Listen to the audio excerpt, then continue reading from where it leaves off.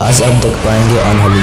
तो फिल्म की शुरुआत में हम देख पाते हैं 1845 दशक की सीन में कई सारे लोगों को, जो कि वो सब एक प्रिस्ट की हेल्प से एक लड़की को पेड़ में बांध के जला रहे होते हैं, क्योंकि ये लड़की एक डायन होती है। फिर इस लड़की के मुंह पे एक मास्क लगा दिया जाता है। फिर इस डायन को बुरी तरह से जला के प्रिस्ट अपने मंत्रों से उसकी शैतानी आत्मा को एक डोल के अंदर कैद कर लेता है। फिर इस डायन को बुरी तरह से जला के मार देते हैं। फिर सीन चेंज होता है और हम देख पाते हैं कि उस घटना होने के बाद कई साल गुजर चुके होते हैं और हम देख पाते हैं एक जर्नलिस्ट गैरी फैन को, जो कि वो अजीबोगरीब चीजों की रिपोर्टिंग करने का काम करता है।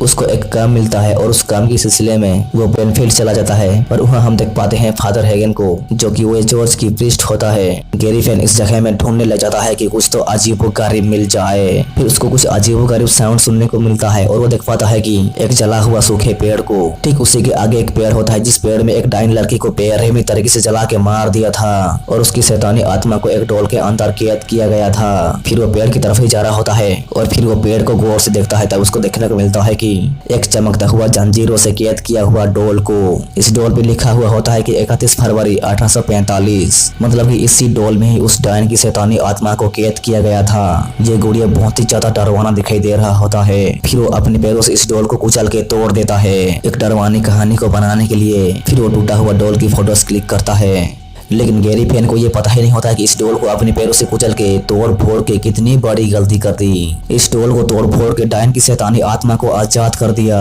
फिर सीन चेंज होता है और गैरी फैन गाड़ी से जा रहा होता है, तब उसको एक लड़की रास्ते के बीचों बीच खड़ी हुई देखने को मिलता है और उस लड़की को बचाने के लिए गाड़ी को दूसरी ओर मोड़ देता है और गाड़ी सीधे जाके एक पेड़ को ठोक डालता है, लेकिन वो कुछ नहीं होता। फिर वो गाड़ी से उतर के देखता है कि गाड़ी तो चलने की हालत में नहीं होता। वो रात अंधेरे में इस लड़की की पीछा करने लग जाता है। उसको कुछ पता ही नहीं होता कि ये लड़की कौन है और रात के अंधेरे में वो कहां जा रही है। फिर गैरी फैन देख पाता है कि ये लड़की इस पेड़ पे आ जाती है जिस पेड़ में डायन को जला के मार दिया था। ऐसा लगता है कि वो डायन की शैतानी शक्तियां इसको कंट्रोल कर रही हैं। फिर गैरी फैन इस लड़की के सामने जा रहा होता है, तब उसको सुनने को मिलता है कि ये लड़की कह रही होती है कि मेरी आत्मा तुम्हारी है, मैं वादा करती हूँ कि मेरी आत्मा सिर्फ तुम्हारी होगी। फिर वो जैसे ही लड़की को पकड़ता है वैसे ही लड़की बेहोश हो जाती है। फिर गैरी फैन लड़की को उठा के फादर हैगन के घर पे ले आता है। तब हम जान पाते हैं कि इस लड़की का नाम होता है एलिस, जो कि वो गूंगी और बहरी होती है। वो सुन और बोल नहीं पा रही होती है, लेकिन वो पेड़ के सामने कैसे बोल पाई थी? इसलिए बोल पाई थी कि उसको एक शैतानी आत्मा कंट्रोल कर रही थी। एलिस से ये शैतानी आत्मा कुछ करवाने की चाह में होती है। फिर एलिस को चेक करने के लिए डॉक्टर नटली केट्स आती है। फिर नटली गैरी को बताती है कि फादर हैगन उसके चाचा हैं, लेकिन गैरी को ये बिल्कुल समझ में नहीं आता कि वो गूंगी लड़की पेड़ के सामने कैसे बोल पाई थी। ये बात डॉक्टर नटली को पता भी है, लेकिन वो गैरी को धमका के कहती है कि तुम्हारा नसीब अच्छा है, अगर एलिस को कुछ हो जाता तो मैं तुम्हें खुद जेल में डाल देती। फिर नटली गैरी को एक होटल में छोड़ देती है। फिर सीन चेंज होता है और गैरी एलिस की गूंगी बहरी लड़की अचानक से बोल पाई थी इसकी एक स्टोरी बना के स्टोरी को बेचने के लिए एक आदमी से बात कर रहा होता है। फिर हम देख पाते हैं कि चर्च में कई लोग प्रार्थना कर रहे होते हैं। फिर एलिस यहाँ पे प्रार्थना कर रही होती है, तब उसको कुछ सुनने को मिलता है, जैसे कि उसको कोई पुकार रहे हो और उससे बात करने की कोशिश में हो। वो चौंक जाती है। फिर एलिस यहाँ से बाहर निकलने लग जाती है। फिर उसके पीछे पीछे सारे लोग भी बाहर निकलने लग जाते हैं। फिर एलिस और सारे लोग इस पेड़ की ओर जाते हैं। तब एलिस इस पेड़ में एक अजीबोगरीब लड़की या फिर एक आत्मा को सिर्फ एलिस ही देख पाती है और एलिस उस आत्मा से पूरी तरह से जुड़ जाती है और एलिस अजीब तरह से बोलने भी लग जाती है। तब ये सारे लोग पूरी तरह से हैरान हो जाते हैं कि ये लड़की कैसे बोल पाई, ये तो चमत्कार ही हो गया। सब लोग चौंक जाते हैं। फिर वो आत्मा एलिस से बात भी करती है और अपना नाम वर्जिन मेरी बताती है। वो मेरी एलिस को संदेश के माध्यम से बोलती है कि वो सारे लोग फिर से कल यहाँ पर आए। फिर सीन चेंज होता है और एलिस पर टेस्ट करते हुए उसको कुछ वर्ड्स बोला जाता है कि वो इन वर्ड्स को सही तरीके से वो बोल पाती है या नहीं। तब एलिस सारे वर्ड्स को क्लियरली बोल पाती है। वो बहुत खुश हो जाती है क्योंकि उसको अपनी आवाज मिल गई। फिर सीन चेंज होता है और रात को वो सो रहा होता है, तब उसको एक अजीब टाइप का डरवाना सपना आता है जिसमें एक घर होता है और एक झील में एक शैतान या फिर एक भूतनी बहुत ही ज्यादा डरवाने तरीके से चल रही होती है। उसकी बहुत भयानक दिखाई दे रही होती है। फिर सीन चेंज होता है और हम देख पाए थे कि मेरी ने एलिस को संदेश देते हुए सारे लोगों को इस पेड़ के सामने बुलाई थी, लेकिन फादर हैगन सारे लोगों को अपने अपने घर वापस जाने के लिए कह रहा होता है कि आज यहाँ पे कुछ नहीं होगा, एलिस बाहर नहीं निकलेगी। लेकिन ऐसे कहते ही एलिस बाहर निकल जाती है और वो पेड़ की ओर जा रही होती है। वो पूरी तरह से मेरी की कब्जे में होती है। फिर वो पेड़ को छूते ही मेरी उसको दिखाई देती है। फिर एलिस एक बच्चे से पूछती है कि तुम्हें चमत्कारों पे विश्वास है, और कहती है कि क्या तुम्हें मेरी में विश्वास है। फिर ये बच्चा कहता है कि हाँ मुझे मेरी में विश्वास है, जो कि ये बच्चा पूरी तरह से हैंडीकैप्ड होता है। फिर एलिस इस बच्चे को चलने के लिए कहती है और कहती है कि मेरी तुम्हें चलने के लिए कह रही है। फिर ये बच्चा चलने की कोशिश करता है और ये कुछ अजीबोगरीब तरह से चलने भी लग जाता है। ये तो चमत्कार ही हो गया। सब लोग ये घटना को देख पूरी तरह से हक्के बक्के। ये सब घटना को गैरी अपने कैमरे में रिकॉर्ड कर रहा होता है ताकि वो एक स्टोरी बना के बेच सके। बच्चे को चलते देख सब लोग मेरी के आगे नीचे झुक जाते हैं, लेकिन इस तरफ देख पाते हैं कि वर्जिन मेरी के दोनों आंखों से खून निकल रहा होता है। इसके मतलब ये है कि कुछ तो गड़बड़ नहीं, बहुत कुछ गड़बड़ है। ये घटना न्यूज के माध्यम से सारे और फैल जाता है कि एलिस ने एक बच्चे को ठीक कर दिया। फिर सीन चेंज होता है और फादर बिशप वर्जिन मेरी के बारे में जानकारी दे रहा होता है कि 1917 में 3 बच्चों ने वर्जिन मेरी के प्रकट होने की सूचना दी थी और मेरी की आत्मा को 6 लोगों ने देखा और मेरी की चमत्कार आज भी हो रहे हैं। फिर गैरी उसे पूछता है कि बेनफील्ड में भी मेरी चमत्कार कर रही है, क्या वहाँ भी श्रद्धालु आएंगे। फिर बिशप कहता है कि हाँ पुष्टि करनी होगी कि वहाँ पर सच में चमत्कार हुआ कि नहीं, और इसको जांच पड़ताल करने के लिए यह आदमी monsignor को सौंपा गया है। फिर monsignor कहता है कि इस चमत्कार को अच्छी तरह से समझने के लिए वो साइंस और टेक्नोलॉजी का इस्तेमाल करेगा ताकि सच्चाई पता चल सके। अगर वो सच्चाई का पता नहीं लगा पाया तो इसको चमत्कार कहा जाएगा। फिर यहाँ बैठे सारे जर्नलिस्ट एलिस की इंटरव्यू लेने के लिए कहते हैं। तब एलिस बात करने के लिए आ जाती है और गैरी उसे पूछता है कि वो मेरी दिखती कैसी है। फिर एलिस मुस्कुराते हुए बताने लग जाती है कि मेरी ने सफेद कपड़े पहने हुए हैं, वो चमकती है। फिर गैरी उसे पूछता है कि मेरी क्या चाहती है। फिर एलिस कहती है कि सभी लोग मेरी के ऊपर विश्वास करें। फिर सीन चेंज होता है और फादर हैगन को देख पाते हैं कि उनकी तबीयत थोड़ी खराब होता है और वो ये सूखे पेड़ को ही देख रहे होते हैं। तब उनको ये डॉल मिल जाता है जो कि गैरी ने ये डॉल को कुचल के तोड़ दिया था।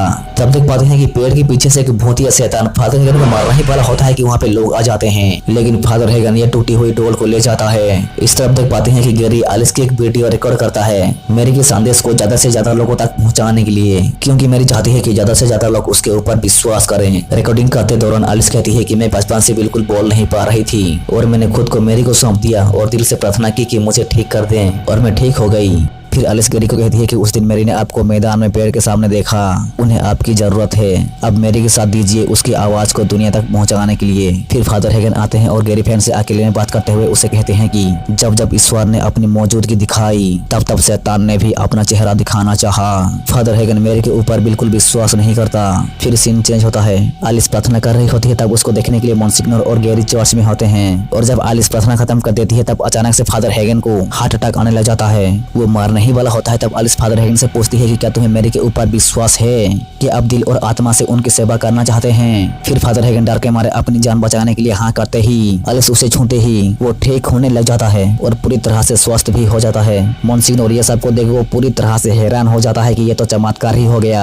फादर हैगन खुश हो रहे होते हैं, तब शैतान उनको मारने के इशारे करता है। फिर सीन चेंज होता है और फादर हैगन की मेडिकल रिपोर्ट के अनुसार उनकी बचने की कोई चांस ही नहीं था, लेकिन वो चमत्कार तरीके से बच गए। फिर वो हैंडीकैप्ड बच्चे का तो कोई इलाज ही नहीं था, लेकिन वो भी मेरी के चमत्कार से चलने लग गया। फिर तो monsignor और बिशप को पूरी तरह से यकीन हो गया कि ये तो चमत्कार है। फिर तो ये प्लेस को एक पवित्र स्थान के रूप में घोषित किया जाता है और एलिस गैरी फैन से कहती है कि मेरी अब से बहुत खुश है क्योंकि आपने उनकी संदेश बहुत दूर दूर तक पहुंचाया। इस तरफ देख पाते हैं कि फादर हैगन सिगरेट पी रहे होते हैं, तब उनको एक किताब मिल जाता है। फिर वो उस किताब को खोल के देख रहे होते हैं। फिर इस तरफ गैरी और नटली साथ में होते हैं, तब गैरी उसे बोलता है कि मैंने उस मरे हुए पेड़ में एक गुड़िया को देखा था जो कि वो जंजीरों में लिपटा हुआ था। तब नटली कहती है कि ऐसी गुड़िया में बुरी शक्तियों को कैद किया जाता है और इसलिए वो गुड़िया को जंजीरों से लपेट दिया जाता है ताकि वो डायन की आत्मा गुड़िया से बाहर निकल ना पाए। लेकिन हम देख पाए थे कि गैरी फैन ने उस डोर को कुचल के शैतानी आत्मा को आजाद कर दिया था और तब से ये सब घटनाएं हो रहे हैं। फिर वो दोनों रात को चल रहे होते हैं, तब गैरी फैन को देखने को मिलता है कि एक घर और एक झील को जो कि वो अपने सपने में इस जगह को ही देख पाया था। फिर वो देख पाता है कि पानी में बुलबुले निकल रहे होते हैं। फिर वो गौर से देखता है, तब वो शैतान को देखने की अनुभव करता है और वो डर जाता है। फिर वो कहता है कि मुझे फादर हैगन से बात करनी है और कहता है कि यहाँ कुछ तो हुआ था जो चोर से जुड़ा है। इस तरफ देख पाते हैं कि फादर हैगन से कॉन्फेस करने के लिए एक लड़की बाहर से बोलते हुए कहती है कि मुझे मेरे पापों के लिए माफ कर दीजिए फादर, और कहती है कि मैंने ईश्वर की नाम का इस्तेमाल की है और कई आत्मा को मुक्ति पाने से रोका है और अब मैं तुम्हें मारने के लिए आई हूँ। ये लड़की एक शैतान होती है और ये शैतान फादर हैगन को कहती है कि मैंने तुम्हें बचाया और तुमने मुझ पर विश्वास नहीं किया, और ईश्वर को भी ललकारते हुए कहती है कि अब तुम सब देखोगे, अब तुम सब देखने वाले हो कि तुम्हारे ईश्वर ज्यादा ताकतवर है या मैं।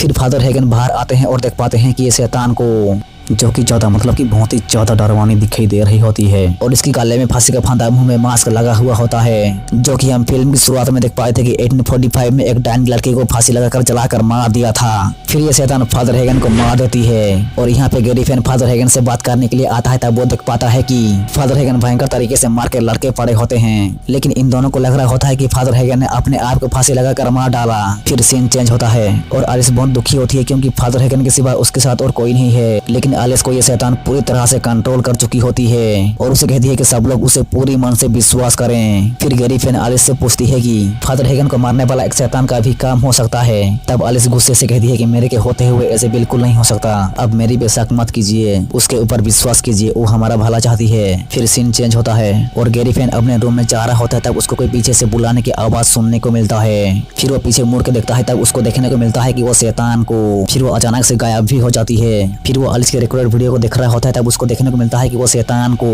उसके बाद वो डर जाता है और सीन चेंज होकर देख पाते हैं कि गैरी जॉर्ज के रिकॉर्ड्स को देखने के लिए नटली से कहता है। फिर वो दोनों जाते हैं जॉर्ज के रिकॉर्ड को देखने के लिए। वो दोनों ढूंढने लग जाते हैं कि जो कुछ भी मिल जाए जो कि 1845 से जुड़ा हो। फिर गैरी देख पाता है कि ये बुक को, जो कि फादर हेगन को ये बुक मिला था, ये बुक में पूरी तरह से दर्शाया होता है कि मेरी इन-लॉ नाम की एक लड़की थी, उसके पास जादुई शक्तियां थी और वो बीमारियों को ठीक कर सकती थी। उसका कहना था कि वर्जिन मैरी उसके साथ बात करती थी और अगर आप अपने आप को उन्हें समर्पित कर दें तो आपको ठीक कर देंगी, और अगर जो भी उसके खिलाफ जाएगा तो उसकी बहुत दर्दनाक तरीके से बुरा अंत होगा। फिर किताब के अनुसार सब लोग एक होकर मेरी के साथ मुकाबला किया और मेरी को पकड़कर उसके चेहरे पर एक मास्क लगा दिया, जो कि वो मास्क वर्जिन मैरी की थी, और मेरी को चोट के सामने एक पेड़ में बांध दिया गया और उसे बेरहमी तरीके से जला के मार दिया गया और उसकी शैतानी आत्मा को एक गुड़िया में कैद कर लिया गया। इसका मतलब ये है कि एलिस से जो मेरी बात करती है वो वर्जिन मैरी नहीं है, बल्कि वो एक शैतान है जो कि वर्जिन मैरी के नाम लेकर एलिस से बात कर रही है। और वो शैतान चाहती है कि सब लोग उसके ऊपर विश्वास करें, और अगर सब लोग उसके ऊपर विश्वास करेंगे तो उसकी शक्तियां और भी बहुत ज्यादा बढ़ जाएंगे। फिर इस तरफ फादर हेगन की अंतिम संस्कार चल रहा होता है। तब वो शैतान फिर से एलिस से बात करने के लिए आ जाती है और एलिस को कहलवाती है कि आज रात हम सब मिलकर उसकी प्रार्थना करेंगे। एलिस को पता ही नहीं होता कि ये वर्जिन मैरी नहीं बल्कि ये एक शैतान है जो कि एलिस को सिर्फ इस्तेमाल कर रही है। इस तरफ इन दोनों को सब कुछ पता चल जाता है कि फादर हेगन को ये शैतान ही मारा था,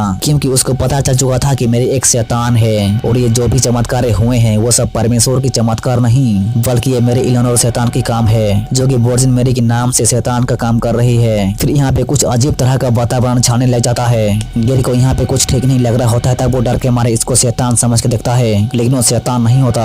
फिर वो शैतान उड़ के आती है और इन दोनों को मारने ही वाली होती है। तब ये दोनों किसी तरह से यहाँ से बाहर निकल जाते हैं। फिर दोनों जाते हैं बिशप और monsignor को यह सब कुछ बताने के लिए। फिर गैरी बिशप और monsignor से कहता है कि ये सब कुछ मेरे इलेनोर नाम की एक शैतान कर रही है, और दोनों से कहता है कि हमें इस प्रोग्राम को रोकना होगा क्योंकि उसको विश्वास करने वाले उन सब पर शैतान काबू कर लेगी। लेकिन बिशप उसकी बात को बकवास मानता है। फिर गैरी को देखने को मिलता है कि एलिस वो मेरी इन-लॉ शैतान की वंशज होती है, इसलिए मेरी इन-लॉ की आत्मा सिर्फ एलिस को ही चुना था। और गैरी को पता चलता है कि मैरी की शैतानी आत्मा सिर्फ वंशजों से ही जिंदा रहती है। फिर यहाँ पे कुछ अजीबोगरीब तरह से वर्जिन मैरी की स्टैचू टूटने लग जाती है और इसमें से वो शैतान बाहर निकल के गैरी को मारने ही वाली होती है कि पीछे से monsignor आता है और अपनी मंत्रों से शैतान को भगा देता है और इन दोनों को बचा लेता है कि एलिस की जान खतरे में होती है और सभी की जान भी खतरे में होती है। जो भी उस मेरी शैतान की प्रार्थना कर रहे हैं मरियम समझकर उन सब की जान खतरे में है। वो सारे लोग अनजाने से बुराई में विश्वास कर रहे हैं और बुराई और ज्यादा ताकतवर हो रही है। इस तरफ ये पेड़ के सामने एक प्रोग्राम रखा जाता है क्योंकि इस प्रोग्राम में मेरी इन-लॉ नाम की शैतान को सारे लोग मिलकर पूजा करेंगे और मेरी इन-लॉ की नाम लेते हुए 3 बार शैतान की भक्ति करेंगे और तीसरी बार शैतान की भक्ति करते ही शैतान सभी लोगों की आत्मा को नरक लेके जाएगा और इन सबको बहुत ज्यादा टॉर्चर करेगा। फिर इस तरफ बहुत सारे लोग आते हैं प्रार्थना करने के लिए। इस तरफ monsignor फिर से वो शैतानी आत्मा को ये गुड़िया पे कैद करने की प्लान करता है। गैरी फैन गिल्टी फील कर रहा होता है क्योंकि वो इस गुड़िया को तोड़ के शैतानी आत्मा को आजाद कर दिया था। फिर monsignor होली फायर को जलाता है क्योंकि होली फायर जला तो ये संकेत है कि यहाँ पर ईश्वर हैं और अगर होली फायर न जला तो ये संकेत है कि यहाँ पर शैतान है। फिर अजीबोगरीब तरह से खुद परमेश्वर ही जलने लग जाते हैं और monsignor मारा जाता है और ये दोनों डर के मारे यहाँ से भाग जाते हैं।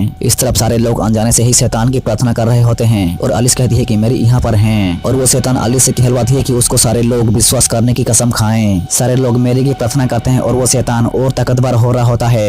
फिर इन सब लोगों को उस मेरी नटली नाम के शैतान को प्रार्थना करने से रोकने के लिए गैरी और नटली दौड़ के आते हैं और एलिस तो पूरी तरह से वो शैतान की कब्जे में होती है और एलिस सब लोगों की आत्मा मैरी को देने के लिए, मतलब कि वो शैतान को देने के लिए कहती है। तब सारे लोग खुशी खुशी अपनी आत्मा देने के लिए राजी हो जाते हैं कि नटली और गैरी इन सब को रोकने के लिए आते हैं। ये दोनों बहुत ही ज्यादा माना करने की ट्राई करते हैं कि उस शैतान की पूजा करना छोड़ दो, लेकिन सारे लोग इन दोनों की बात बिल्कुल नहीं मानते। फिर नटली एलिस को बहुत समझाती है कि मैरी के ऊपर विश्वास करना छोड़ दे और सबको बोलो कि मैरी के ऊपर विश्वास करना छोड़ दे। फिर शैतान एलिस को धमका के बोलती है कि तुम्हें मुझे इन सब की आत्मा देनी ही होगी, नहीं तो तुम कभी बोल नहीं पाओगी। फिर एलिस समझ जाती है कि ये तो वर्जिन मैरी नहीं है, ये तो एक शैतान है और सारे लोगों को इस शैतान के ऊपर विश्वास न करने के लिए कहती है। तब ये पेड़ कुछ अजीब व गरीब तरह से जलने लग जाती है और सारे लोग डर के मारे इधर उधर भाग रहे होते हैं और हम देख पाते हैं कि ये बच्चा जो चमत्कार से चलने लग गया था वो फिर से उसी हालत में आ जाता है। फिर ये पेड़ भयंकर तरीके से जल रहा होता है। तब ये शैतान पेड़ में से कुछ अजीब व गरीब तरह से बाहर निकल जाती है। वो बहुत ज्यादा डरवानी दिखाई दे रही होती है। तब वो अपने मुंह से मास्क को निकाल देती है और बिशप को जला के मार डालती है। गैरी और एलिस डर के मारे भागने की तो ट्राई करते हैं, लेकिन ये शैतान उनको भागने नहीं देती। ये शैतान गैरी को दर्दनाक तरीके से मार रही होती है और उसे जान से मार डालने ही वाली होती है कि एलिस गैरी को बचाने के लिए बीच में आ जाती है और वो शैतान कुछ अजीब व गरीब तरह से खुद ही मर जाती है, क्योंकि एलिस ही उसकी एकमात्र वंशज थी। एलिस वो शैतान के ऊपर विश्वास न करने की वजह से वो शैतान मर के धूल मिट्टी बन जाती है और उस शैतान के मरने की वजह से एलिस पहले जैसे हो जाती है, उसकी आवाज वापस चली जाती है। और इसी के साथ ये फिल्म यहाँ से खत्म हो जाती है और हमारी वीडियो भी। तो वीडियो को देख अच्छा लगा तो एक लाइक करके जाना प्लीज, और हाँ चैनल को सब्सक्राइब करके बेल आइकन को ऑल पे सेट करना मत भूलना। तो बाय।